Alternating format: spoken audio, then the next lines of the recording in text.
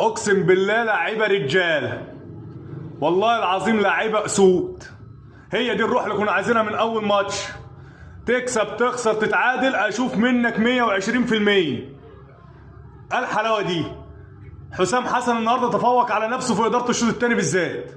انك تلعب ناقص واحد وتوقف اللعيبه دي صلبه ويبقى عندهم اللياقه دي. والشناوي النهارده ده الشناوي بتاع 2018.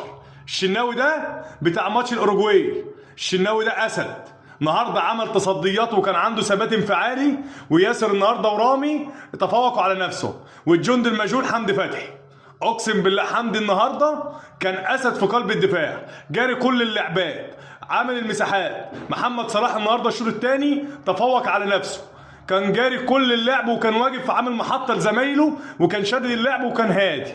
الحمد لله ربنا وفقنا وكسبنا الماتش ده عن جداره واستحقاق. عقبال باقي البطوله نكمل بنفس الطريقه عشان احنا نستاهل احسن من كده.